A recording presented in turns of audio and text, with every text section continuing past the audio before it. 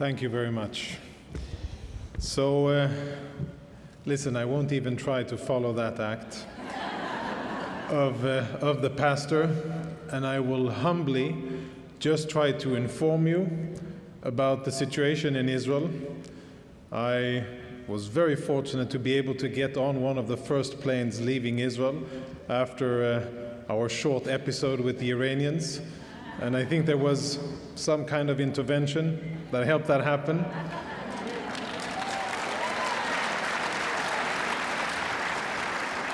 But very, very honored and humbled to stand before you today, again to have the privilege to speak at your magnificent gathering, and truly happy to be able to represent unofficially a little bit about what's going on in Israel and carry a message to you great people here. So I totally agree with what the pastor said, everything, especially about victory, especially about the need and the will to persevere and to stick through it when times are tough. And believe me, times have been very, very tough in Israel for the last year and a half. But that is exactly when metal is measured, and that is exactly when you know what you're made of. I know that Israel is made of truth. I know that Israel is made of love, and I know that eventually we will be victorious.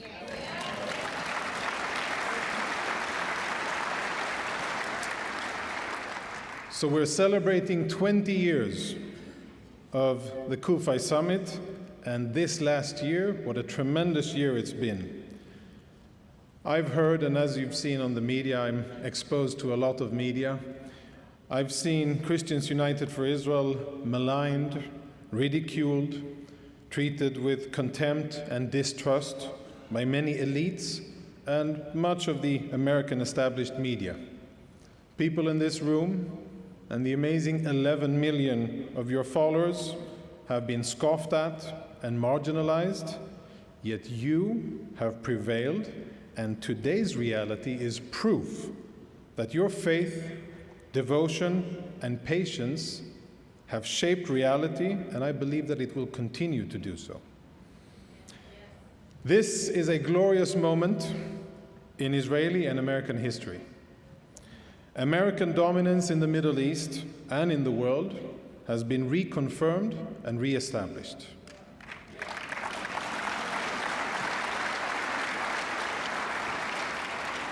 American weapon systems and tech in Israeli hands have been proven to be the best in the region, maybe the best in the world, against what many believed was a superior and much feared enemy. Today, when the US president makes an offer or a threat, I don't think that there's anyone in the Middle East who would think of seriously contemplating to defy it.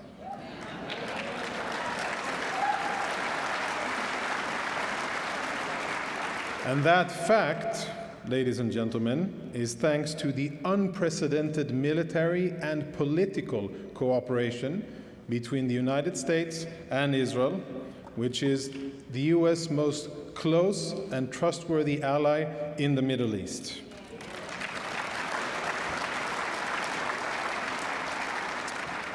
What the world witnessed was a display of intelligence, aerial dominance, skill, and precision by Israel and the United States, and the cunning Iranians were both outsmarted and surprised by it.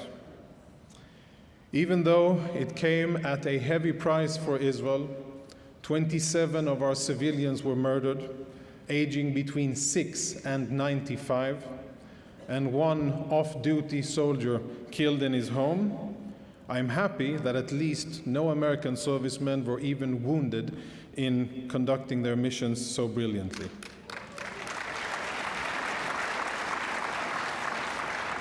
Now, last year when I was here, I was a different man, and the situation in the land of Israel was different.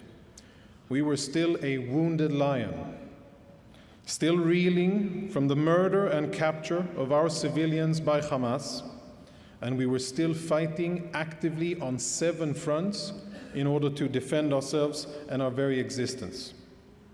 We had not yet turned the tide on Iran's most lethal and dangerous proxy in Lebanon, Hezbollah.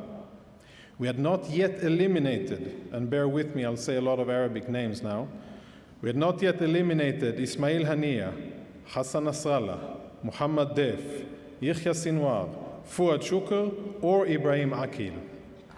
These kingpins of Iranian terror walk along us no more.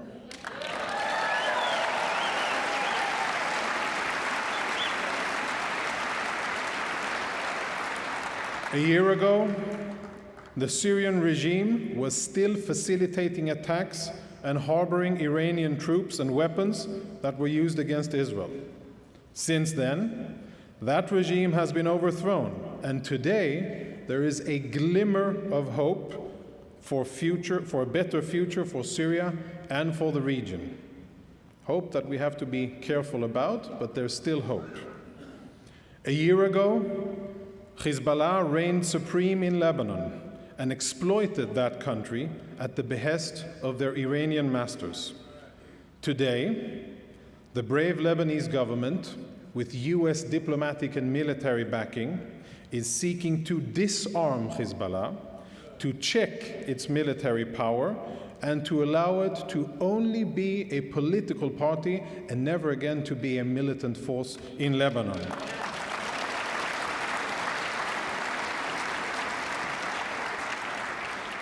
A year ago, Hamas probably thought that Israel would crumble under immense international pressure, including from our closest friends, and that Hamas would get away with the murder, rape, torture, and humiliation of thousands of Israelis.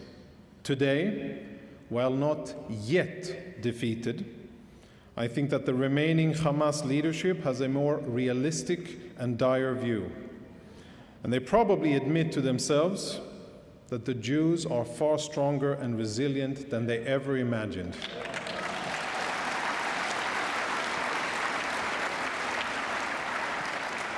All of this happened thanks to the bravery and skill of the IDF, Mossad, Shabak, and countless men and women in uniform who have fought, bled, and died to defeat Israel's enemies and keep our nation safe.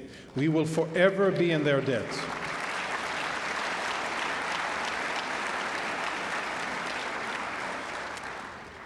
A year ago, we were still surrounded by the ring of fire that the Iranian regime spent more than 20 years and countless of billions of dollars to build, fund, and arm.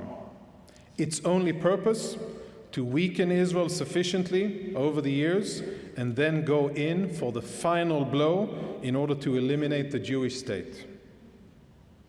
Many years ago, I think it's 13 or 14 years, I remember watching a clip on YouTube of Pastor Hagee himself urging Christians to stand up and support Israel for Zion's sake.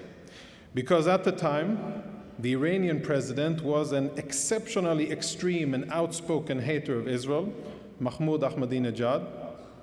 And he was the first Iranian president to say out loud and in the open what the regime had been planning for many years and still wishes to achieve, which is the destruction of the state of Israel. Pastor Hagee was right at that time to sound the alarm and rally the believers in support of Israel's defense. And I thank him for doing it that time.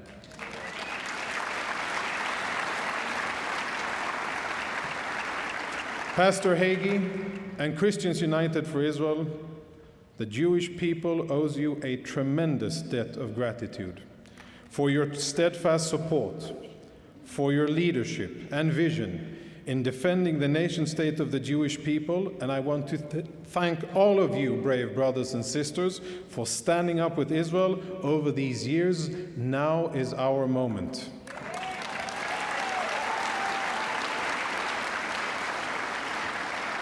For 25 years, the Iranian regime has been implementing a clear and coherent strategy of expansion, violence, and terror in the Middle East. They haven't limited themselves to the Middle East, by the way. You can see them in Europe and even in the continental United States. They got used to being in the driving seat. They got used to bullying and oppressing people and minorities, both inside Iran and outside of it. And while squandering the national resources of Iran itself, that regime sought to build weapons of mass destruction. They studied and implemented the lessons of Iraq and Syria, and they built a heavily fortified, clandestine, and hardened nuclear weapons program. Instead of promoting the welfare of the Iranian people, instead of providing water, electricity, education, or hope for more than 90 million Iranians, the regime spent billions of dollars on funding various terror organizations and building a nuclear weapons program. As I see it, and I think that many of you will agree, the Iranian regime in its current form is a cancer. First and foremost, against its own people, but also against Israel, against Arab countries in the Middle East, against the West, and against the United States of America. This cancer was administered a healthy dose of chemotherapy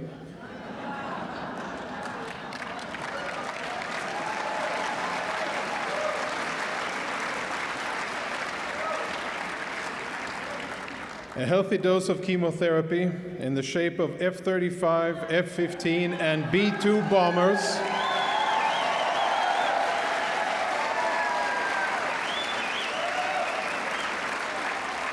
And those planes soared through the skies of Iran and struck military and regime targets at will. The Iranian nuclear weapons program has indeed suffered a significant blow, and only time will tell how long it will take the Iranians to recover and at what price. We don't know that yet.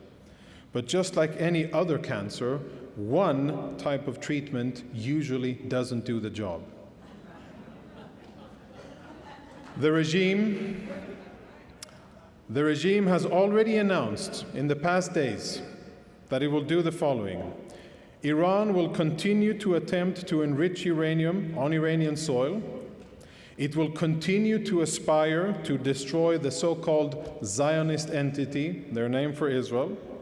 And yesterday, the two most senior Islamic clerics issued fatwas, religious decrees or edicts, that practically call for the assassination of the President of the United States of America. They have also called for the imprisonment and execution of the head of the UN Atomic Agency, Mr. Rafael Grossi, and they're threatening to stop cooperating with international inspections. In his defiant so-called victory speech, Supreme Leader Khamenei threatened President Trump, he threatened the US, Europe, and of course Israel. Funny, I always thought that victory speeches were delivered in front of masses above ground, not from bunkers. But I guess the Iranians have a different sense of victory.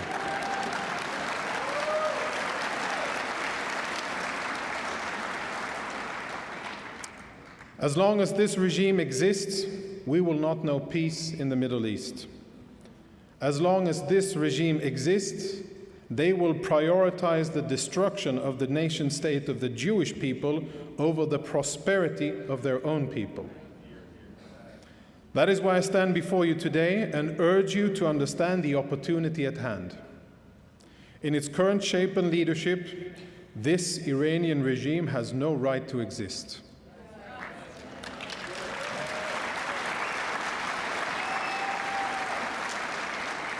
And if you want a future of peace and prosperity for all of God's children in the Middle East, I can think of no more consequential event than the demise of this regime.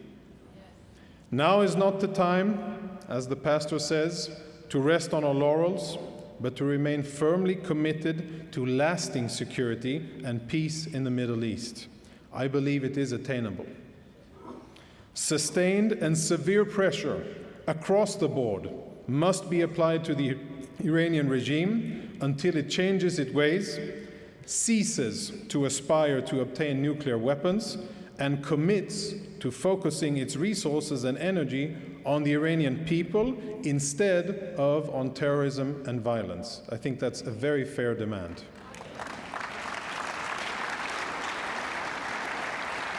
If it doesn't, if the Iranians refuse, that regime should face the combined might of the United States and of Israel and all other peace-loving nations on earth.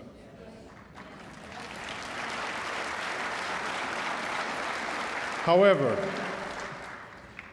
only the Iranian people can topple that regime, and only they should shape the future of their country. But after decades of oppression, they will need external help. My friends, we all know that words have meaning and prayers matter. We see that before us, we see it turn into reality. Therefore, together, I think we need to focus on the following. I think we need to maintain and strengthen the alliance between the US and Israel, which has proven to serve the interests and needs of both countries exceedingly well. Those challenging this alliance come from within as well as the usual detractors. We should be wary of them. We should also target the Iranian regime and force it either to change its wicked ways or to be undone. We should defeat Hamas in Gaza and free the remaining 50 Israeli hostages.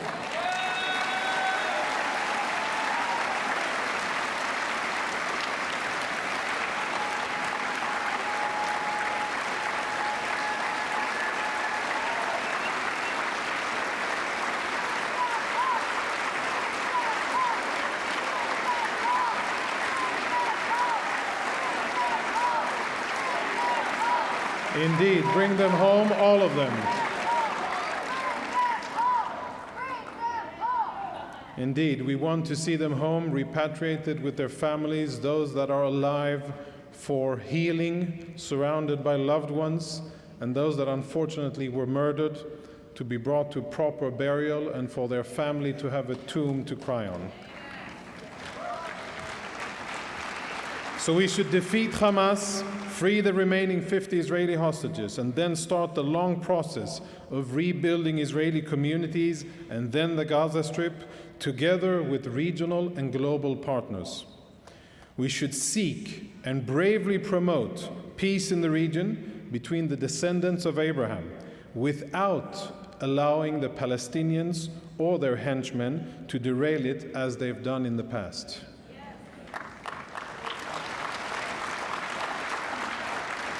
And last but not least, we must continue to fiercely defend Judeo-Christian values, democracy, and common decency in the media, on our streets, on campuses, and online.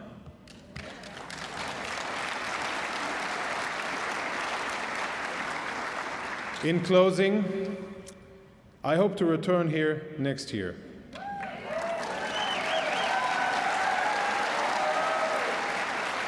I hope to return here next year and celebrate the achievements that we will accomplish together. I dream of kindergartens in Nahal Oz and Metula, close to Gaza and close to Lebanon. I dream of them full of smiling Israeli children who feel safe in their homes where their families prosper. That's what I dream about.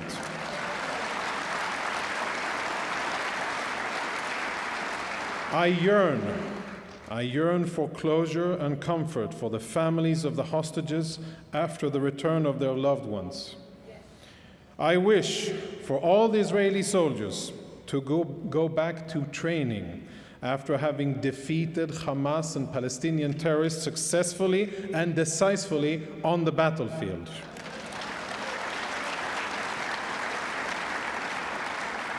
I hope for a united Israel, because strength comes from unity. I hope for a united Israel that puts politics and sectarianism aside and focuses on building, creating, and strengthening our homeland. And I hope,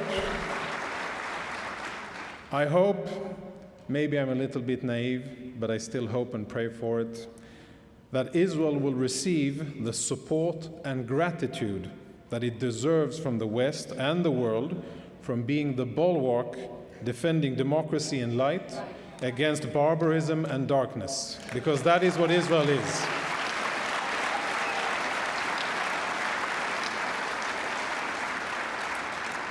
And seeing the tremendous achievements of CUFI so far, I believe we can do all of this and more, and I can't wait to see what will happen in this year. Thank you very much. Thank you.